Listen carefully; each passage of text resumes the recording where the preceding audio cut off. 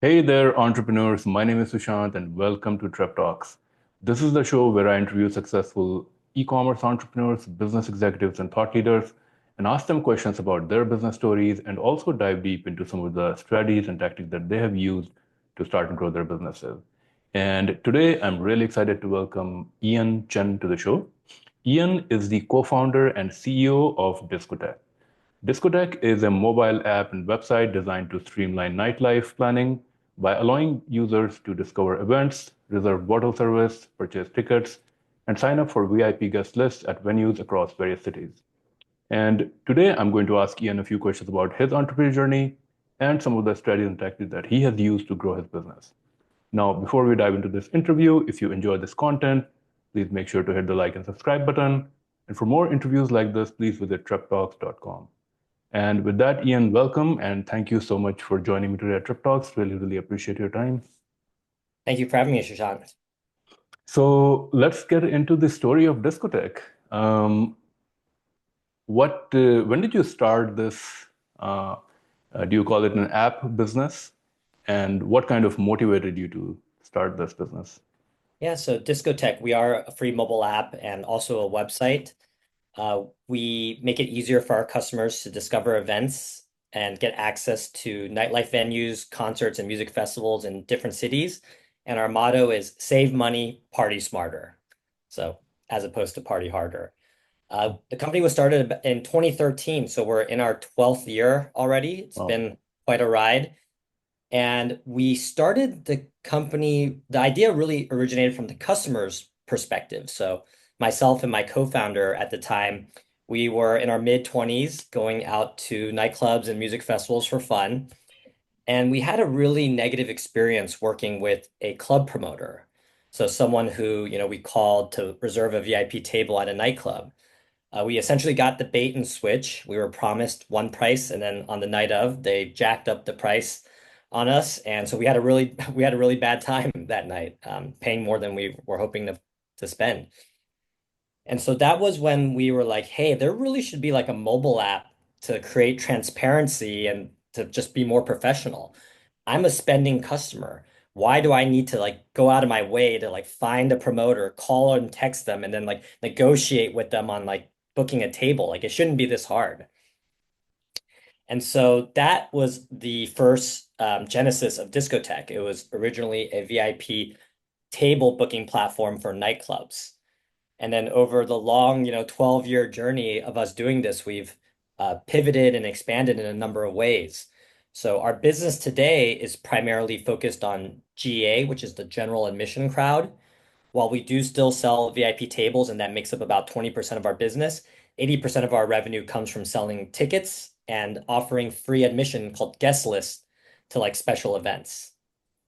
And we still monetize on a commission basis for selling these items. We've expanded to music festivals, which is a huge part of our business. And today we're moving beyond just the parties, the clubs, and the festivals to other live experiences. So, like Cirque du Soleil, comedy clubs, cruise experiences. Yeah, so we're definitely trying to put our eggs in different baskets today. So it seems like you are a combination of Eventbrite and Ticketmaster in some ways, and you're focused more towards um, party kind of events and things like this. There's some truth to that. We're certainly our core and our niche is without question like parties. So again, clubs and music festivals, hence the name Discotech. But we are not a ticketing platform.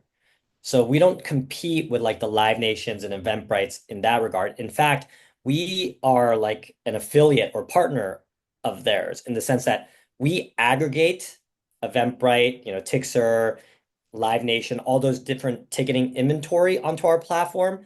And then we make it easy for our customers to see all the events in one place. But then when they decide they want to buy a ticket, uh, they get pushed out to those ticketing providers. So we're an aggregator of all those events from those different ticketing platforms onto one spot. Gotcha.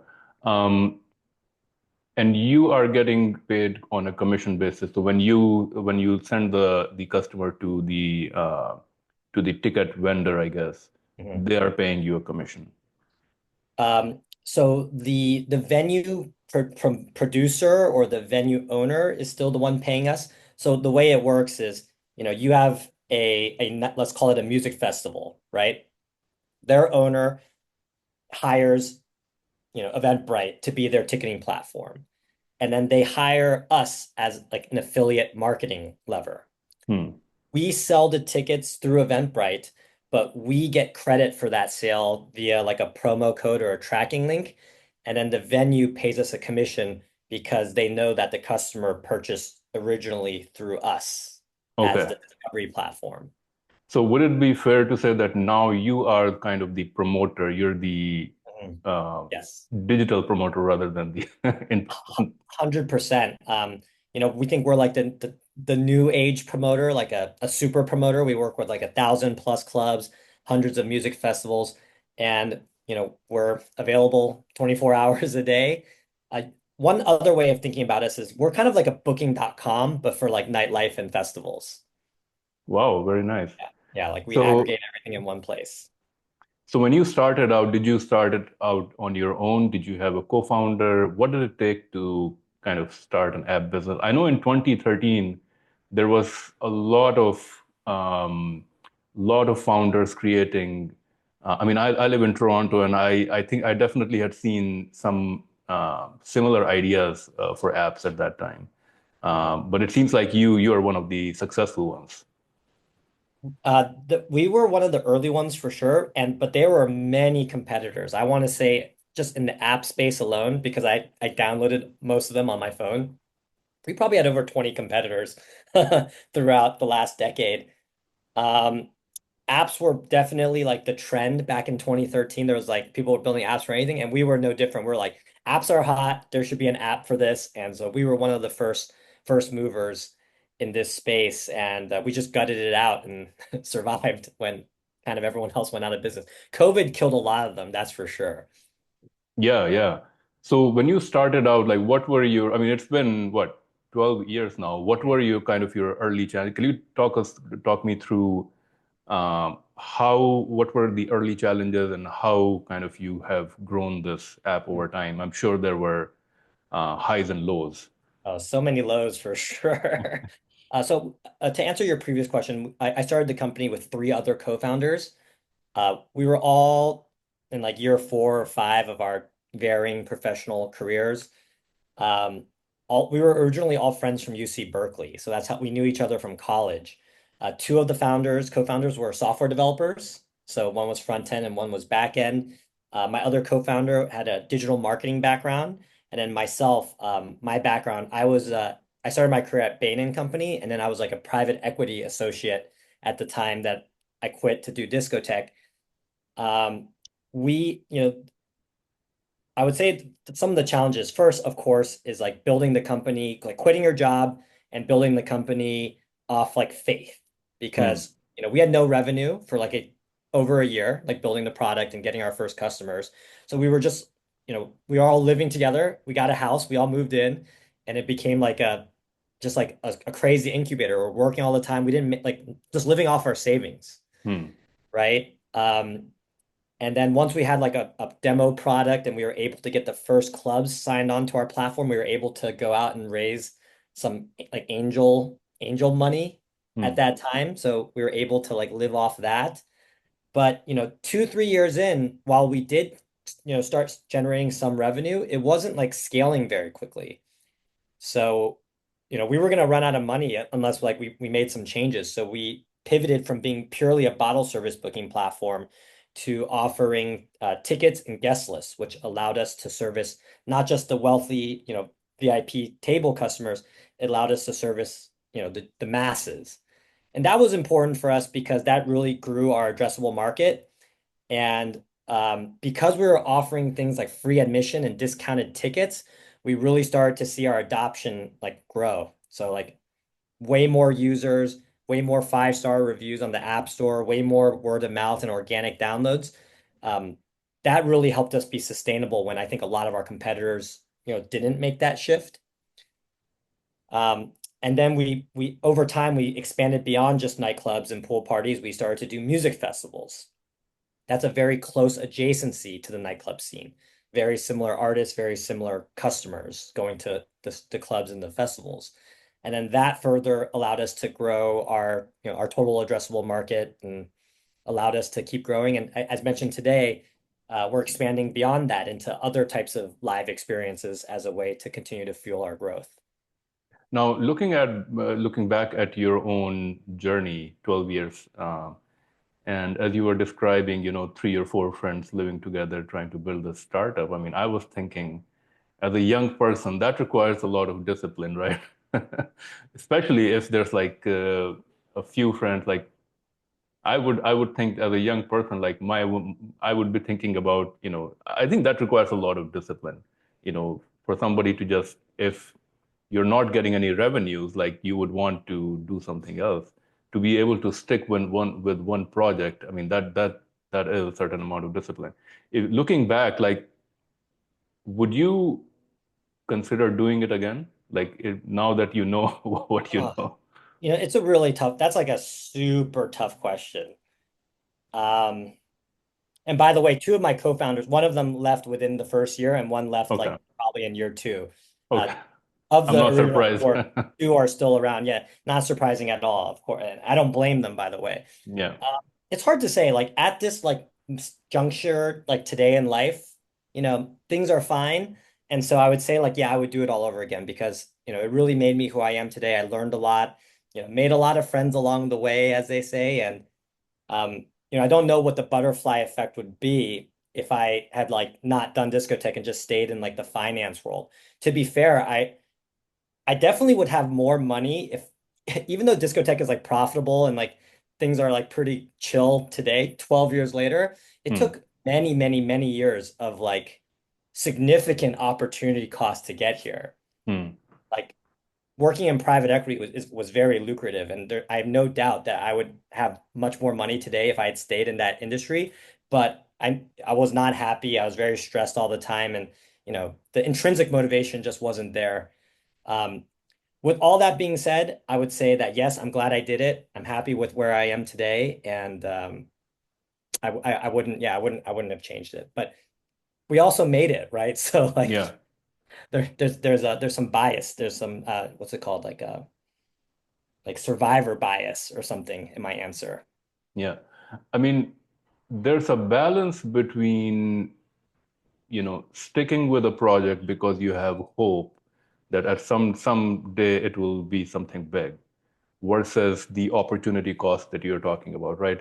Maybe it's worth it to say at a certain point that, okay, I've done enough with this, I grew it to a certain level. Maybe at this time, I should be done with it, maybe pursue something different. Like for new entrepreneurs, new founders, do you have any metric or certain way to assess how quickly a project is getting attraction to say, should I stick with this, or maybe I should take the lessons here and maybe pursue a different project? Oh yeah, that's a really tough one. I think it depends on a lot of variables, such as, what your runway is. Like, did you receive funding for this project? Right? Are you really sacrificing, like, are you like risking like your entire well-being and your financial like savings on this one project? I would say that it's you want to minimize the risk possible, right? And every startup it's gonna take years before, unless you're lucky or like Hmm. you've really struck it great. Most founders, speaking to like other, entrepreneurs in my network, like it takes years. There's very few overnight successes, Hmm. right? So you have to, it's hard. I think it's really hard to do this. You have to be objective, right? Because if we just held on to hope, but didn't make the many pivots we've made along the way, we would have died at each juncture, right? Hmm. If we didn't pivot to servicing the general admission community with the tickets and the guest list, we wouldn't have made it. If we Hmm. didn't expand beyond just nightlife into music festivals, we wouldn't have made it, right? When COVID hit, if we didn't have certain things in place, like we wouldn't have survived the pandemic, just like everyone else didn't survive. Hmm.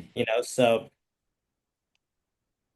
you have to be flexible. You have to, I would say this, listen to your customers, right? If you're not getting traction or you're not growing despite like hard work and effort and marketing dollars, like that means you're not doing something right. And that's when it's time to like not necessarily give up, but like change, adapt, right? Hmm. We certainly had to make those adaptations.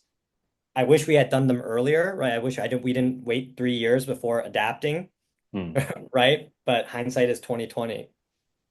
So I think your business is two main things, right? So your business is the product, the app or the website that Mhm. I guess you market to the end customer or Mhm. the person who wants to go to these events. Yep. And then the other part of your business is more of the sales side that you have to go out and build partnerships with those event venues and things Mhm. like this. Um, Exactly. which one is more difficult? Which part is more difficult? And has it shifted like since you started? I would say it's always been more difficult to get the end users, but that's because for our business, um, the sale, at least the way that our business works with the supply side, and when I say the supply side, I mean the club owners, the music festival producers, the event organizers, we are an affiliate for them. So that's how our economics work. We help them sell their inventory, they pay us a commission. It's risk-free for them. So Hmm. they're not paying me anything up front. And if I don't help them sell inventory, they don't owe me any money. So Hmm. there's really no great reason why they wouldn't want to work with Discotech unless they were already selling all their inventory and they didn't need any additional marketing. So it's always been easy for us to get, the inventory, Hmm. right? And then our big thing is how do we get more users? How do we scale this? How do we market to them and get them at a positive like so that's NPV positive. How do Hmm. we encourage them to share this app with their friends? So ultimately, you're basically an app marketing We're business. a marketplace. Yeah. Yeah, Okay. like we get the inventory, we get the customers, find the inventory, the tickets and the events, they buy things, and then ideally we try to save them money with like deals and incentives and promo codes. And then we make a commission on that. Again, very similar to booking.com. They try to find you like really good deals at hotels and flights, and then they get a finder's fee. So how do the users find you? And is it purely that somebody who's looking for events would go on an app marketplace like Apple or Google Play? They would search and your app would show up, like you have to SEO optimize it. And are you also doing like more of the traditional marketing, like where somebody searches on Google for a certain event and your app would show up? Yeah, I would say in terms of like, because we talk to our customers, we survey them from time to time. Number one, like how do people find out about Discotech? By far, that answer is I heard about it from a friend. And Hmm. that's actually great. Like that's actually what we were trying to do, right? Because Hmm. organic growth is sustainable. It's the best way to grow. Hmm. Um, Secondly would be like paid digital marketing. So that's like advertising on Instagram, like just running ads on Instagram, on TikTok, and then working with like micro influencers to get people, while they're on their phone, on social media, they see something they like, they download our app. So that's number two. We also have done like online marketing, like ads and SEO optimization on Google, right? So when people are searching, like, how do I get on a guest list or how do I book a table in Vegas? Discotech, our website shows up. So that's one Hmm. way we do it. That would be number three. And then people can definitely search, like find us in the App Store as well. But I feel like that's a distant number four. Do you find that your user base, I would assume, is mostly younger people? I would say probably um, 18 plus to 35, 40. It's probably like the concentration is probably like 18 to early 30s. Okay. But in America, most clubs and festivals are 21 and up. They Okay. do have 18 to 21 clubs as well. But I'd say like 21 to 30 is like the biggest concentration. But we have people of all ages because you can be any age and still go to a music festival. Okay. And to target that market, like I would assume a big portion of that is like college students or university students. Like, do you do anything special to target that demographic? Yes and no. Like again, I think our best customer is going to be a little bit older because they need to have money. Okay. Because like nightclubs are not cheap, festivals are very expensive. You need to travel, you buy the ticket, there's hotels. So like college students, while they can still use Discotech and like get in on the guest list and free admission, I think our best customer is going to be like someone who's like a professional and like can afford to do these things. What has been like one or two big success moments in your business where, maybe you did a marketing campaign or maybe something happened where you found that product market fit and you were like, yes, now it's working. Yeah, I think a really big leap that we took, but ended up paying off, was we actually moved the founding team from Los Angeles to Las Vegas for a year. Okay. And that was very pivotal to our success because A, Las Vegas is the largest nightlife market in the United States. The biggest mega clubs and pool parties are all there. And it allowed us to get a lot of just like heavily demanded inventory. And it doesn't matter where you live, right? Like people from all over the country, all over the world go to Vegas. It's a destination, and people go there a lot of people go there to party. Hmm. And so by being able to be like the first major app player to sign up these like big mega clubs in Vegas onto our platform gave us like a head start and really helped us differentiate from other players in the space because like we were the ones that had like the biggest clubs in Vegas on board, and we could get people in for free. So that was like a really big turning point for us that allowed us to market ourselves and kind of be more useful to the customer. Do you have a very good brand recognition now in the US? I'm assuming US is your primary market, US, and yeah, definitely. yeah, and who's kind of your like biggest competitor in this space? Yeah, throughout history, our biggest competitor was a company called Table List, but they, for the most part, have shuttered their business that competes directly with us. They still exist as a back-end venue management platform that like we don't compete against anymore. Um, I think we have a good repute. Like our brand has a good rep. Like not everyone's heard of Discotech. It's definitely not a household name. Hmm. Our app's been downloaded about 1.8 million times, which I think is great for like our space. But like, like you go somewhere and say Discotech, a lot of people wouldn't know the name.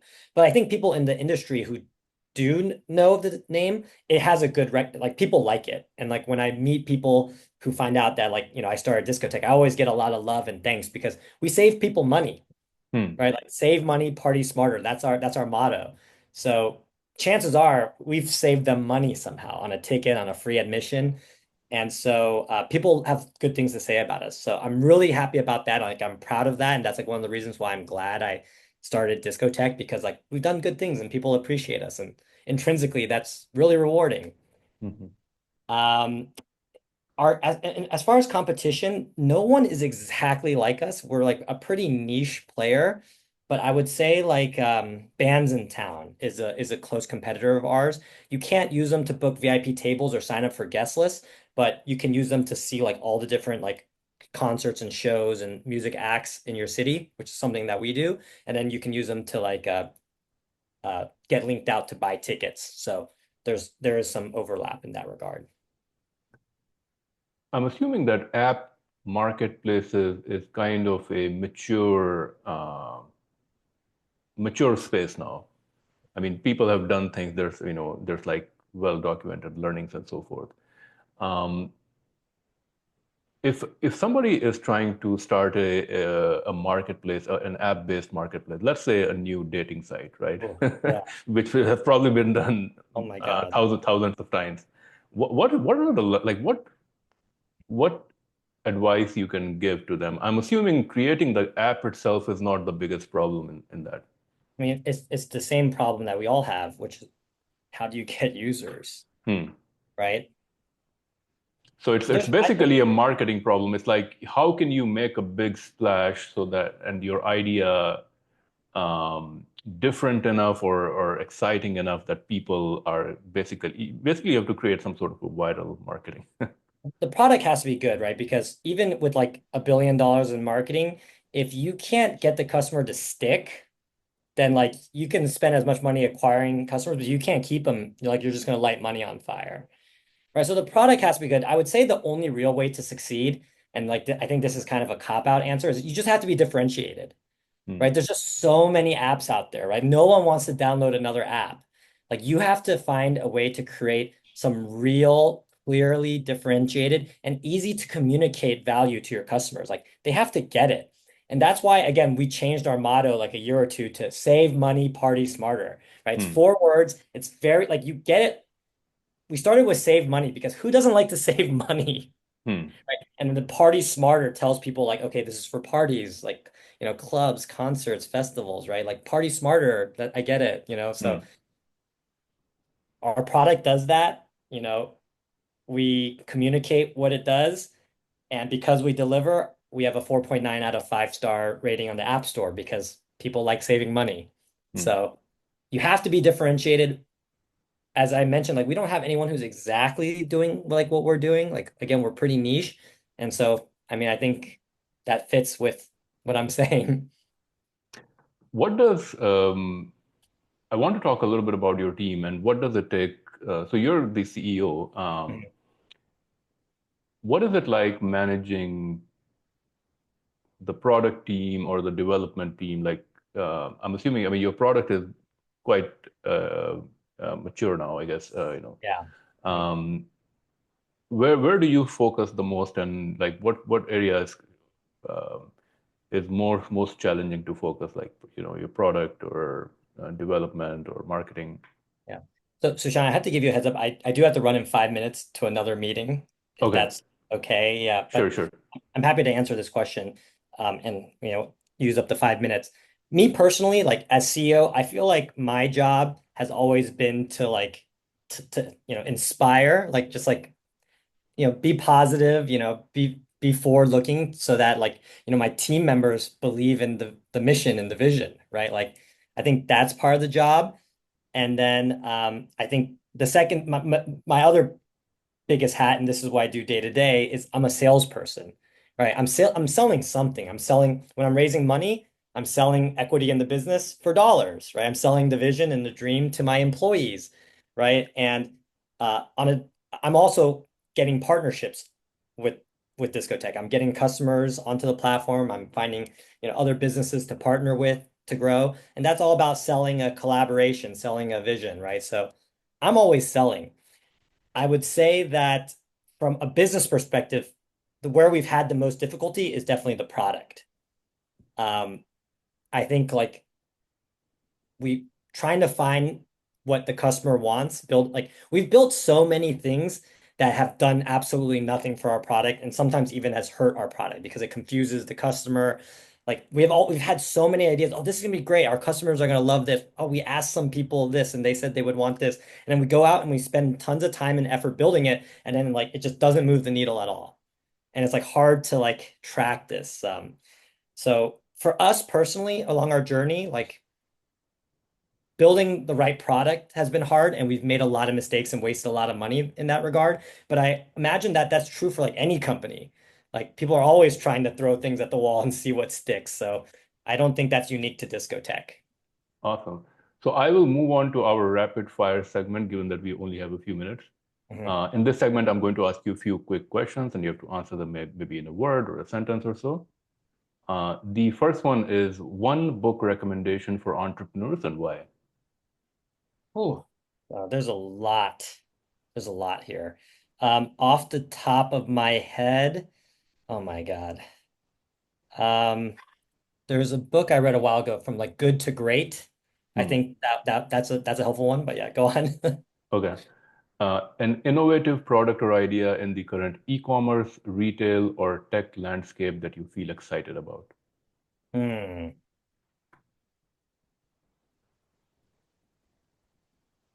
Again, I feel like there's a ton of opportunity here. I feel um, like anything that is servicing the mental health category, I've had ideas for that before. I'm imagining it's very saturated now, but I know that there's so much with like online medicine, like people getting drug prescriptions online, people getting therapy and um, prescriptions online, and those services. I feel like the world is certainly in a weird place right now, and mental health and what like self-care wellness is big, and so things in that space I think will do well. Awesome. A business or productivity tool or software that you would recommend or a productivity tip? Oh, we're big fans here of Front for email management and like, you know, tagging and following up with like leads. Um, and then Asana for, Hmm, product management. We use those two, nonstop every day. It's great. So big fans. awesome. Another startup or business that you think is currently doing great things. It can be any industry, e-commerce, retail, technology. Yeah. Um, Shopify. I mean, they're huge now, but yeah, like good for them. Yeah, I mean Timu, they were Timu, getting people stuff for cheap. Great. awesome. A peer entrepreneur or business person whom you look up to or someone who inspires you.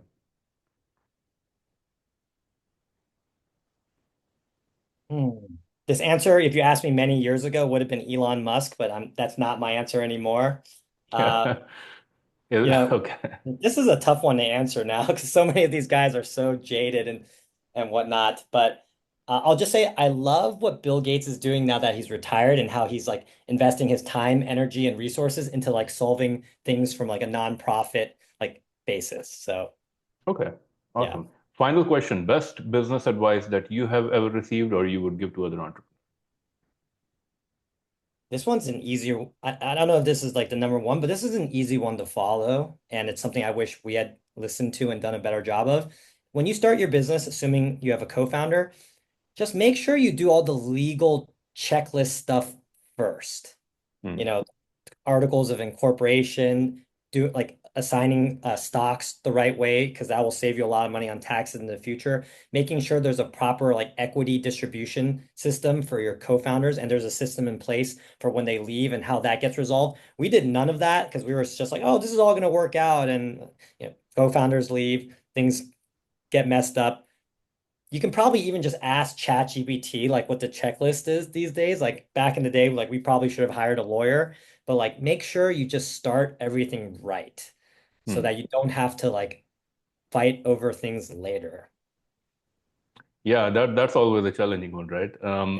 Well, Ian, those were all the questions that I had. Thank you so much for joining me, for sharing your time, for sharing your story, some lessons in tech. Thank you so much again. If anybody wants to try out your app or website, what's the best way to do that?